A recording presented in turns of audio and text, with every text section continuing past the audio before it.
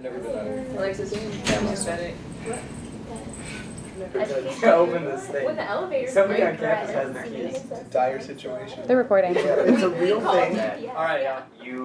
Whenever you interact with someone, you typically tend to interact with people that have the same identities as you. So, male. I'm a white heterosexual male, so I tend to identify with that and associate myself with people that are like me.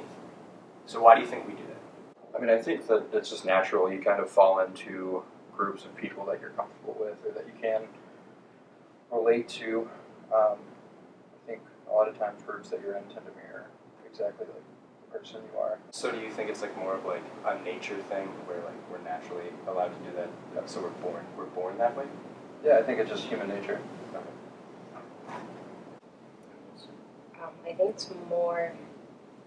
I think it's more who you feel comfortable with and who you feel comfortable manifesting every aspect of yourself. I think our society is built in a way where people of certain privileges tend to be very, very homogenous and very like-minded and like personality. So it becomes kind of a cycle where this set of people marries this set of people and has kids that are like them, and then they live in the same neighborhood as their neighbors who also had a kid that's also the same, and then it keeps recycling. I think like financial status kind of tends to select a little more with who you hang out with than like ethnicity or something like that, because you're capable of doing the same kinds of activities that other people around you. I'm starting to think, well, from what I've heard so far, at least how I've tended to make friends is obviously just based on how I grew up, and as like as a heterosexual male, like born into like I have a mixed family. Like my oldest sister is black.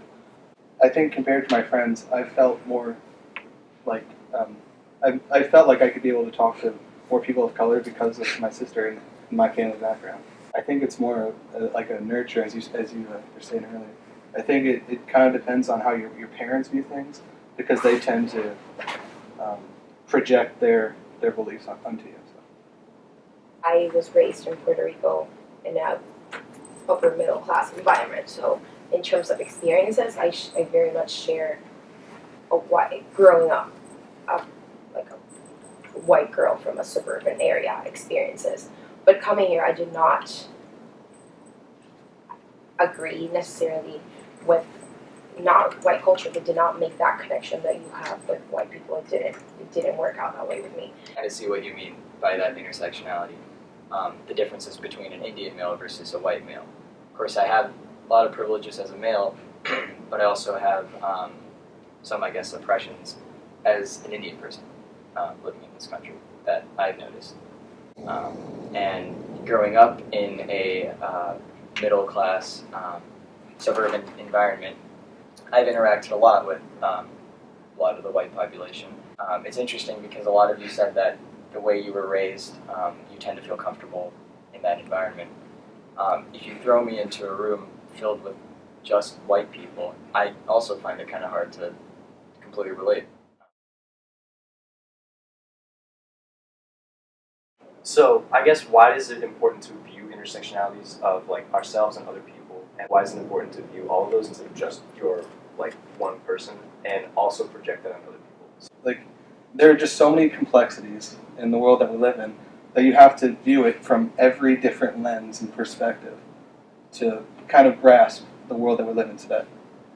Just to play off of that, I think I would totally agree. I mean, we do live in a very complex world, and I guess the intersectionality, to bring it to that, is, for myself, I would feel uncomfortable just identifying myself as a male. I think it's kind of hard to classify yourself just into a category because we're human beings. We have a lot of complexities. We don't necessarily agree with everything that we're a part of. So that's why saying that I'm Indian and I'm heterosexual and I'm a male, there's a lot of overlap and a lot of things that are taken away because those three things come together. Like, for example, on a test, like a standardized test, when it always asks you, what's your ethnicity background, it just says Asian, or it just says white or Latino. Like, I have to put Asian, but when I put that, there's so many things to Asian. I mean, how do I know that someone else who marked Asian doesn't think completely different from what I do. The intersectionality, I think, and I've never heard of that term until today, I think that's super important. I think a key intersectionality kind of that we should all take into consideration when talking about our own identities. It goes off with social economic standing, but it's your education, what level of education you have. That does give you a huge advantage over. I'm a Latina woman with a certain level of education. I can meet with another Latina woman from the same social economic standing, but maybe I've had better educational opportunities, and that puts me significantly ahead because of the people I will be able to interact in that other stuff. You bring up a good point with like we've mostly been talking about the big three identities that are always talked about, like gender, race, and class. We haven't, so education is another one. A big one, just to get you guys started, like in the United States would be beauty. That pretty people get noticed, pretty people get jobs. It's big and it's not talked about as often as race is or as gender is. So are there any other ones that you guys can think of that have affected you? Colorism is a huge thing because like beauty and just like the ideal person is really Eurocentric. So the reason why we have colorism and like in different communities and different races is because it's based off of that one narrative of what beauty should look like.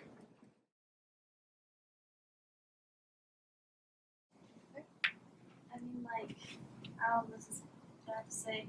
I will say I'm very privileged, and I feel guilty for my privilege. Like, I wish because I grew up in a pretty wealthy family, and I am guilty of it, and I'm kind of embarrassed by it because I feel like people view me as someone who can't have an opinion that's gonna. I want to be a counselor. I want to be a social worker. I don't care about money, and so But I mean, I think in itself, it's a privileged statement to say, I don't care about money. Because a lot of people do not feel comfortable being like, yeah, I'm just going to be a social worker because I don't care about money, because it's a constant thought. As you were saying, you come from a really privileged background. I would say the same, maybe not like economically privileged, but my parents are both went to college. I mean, not everyone can say that. As a white male in college, in middle class, I joke and say, this is as good as it gets, you know? And it really is, like, to be completely honest. Like if I fail, then it's totally on me, you know? I can say, you know, thanks to mom and dad for this. I mean, it's just ridiculous. Because sometimes I hear my friends say, oh, I have it so hard. And then I look at them like, come on, man. You're white, middle class, same as me. Like, you have no excuse. I mean, I think that, I'm not someone that thinks about privilege a lot, I guess, or really, I don't necessarily think it's all that important to think about not to offend anyone. I had good parents when I was growing up that taught me right from wrong, that taught me to work hard, that showed me the cause and effect relationship of if I don't have something, then I can make this decision or work hard to get it, or if I feel like I'm inadequate in some way, that I can change that. And I think just saying that, you know, like your parents taught you that you can change it. Well, I feel like, you know, somebody might teach, you know, your parents may teach you have to work hard, you can do this, but sometimes, no matter how hard you work, something may happen that can change that. I think it's really easy sometimes to just say, you know, if something's not going right, you know, work harder. But I think we are in a society and we're part of a system that doesn't always allow for that. Socioeconomically, there may be things that you can do to help better your situation from a privileged standpoint from that side, but things like race or things like your gender, you can't change that. So I mean, if I told you, work harder at it and make it better, I mean, you can't really do anything about that. I feel like your statement was a great example of what privilege is in itself, like by definition. I think one of the main, I don't think so, I know that one of the main things and issues with having privilege is that you don't know how to notice it. I think that if, I mean, not, and like I'm not trying to offend anyone or anything, I'm just being honest with what I think. I think that if privilege is, and I'm not saying that I don't agree with privilege, I don't think that there are privileges, because I think that there are.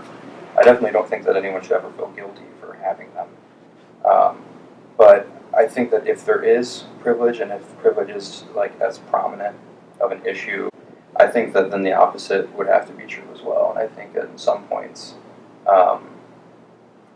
privilege could become like a more of a, like, not using it as a crutch, but I think that like, because it's not something that I think that people would do like on purpose. I think it's just like it's natural. Like they don't think that they can get out of that. So because I think that I can't do it, and I think that he's so much more privileged than I am, that I'm not even like, beginning to work towards that. As someone that hits a great number of oppressions that I, no matter how hard I work, I cannot change, I do find that to be very offensive.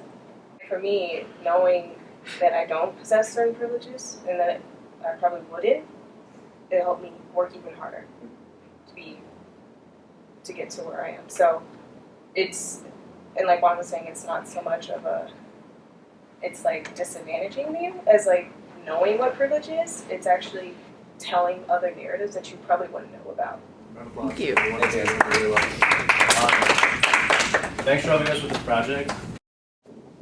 Yeah, does anyone have any last minute comments? I just want to say all the people of color on this side. No.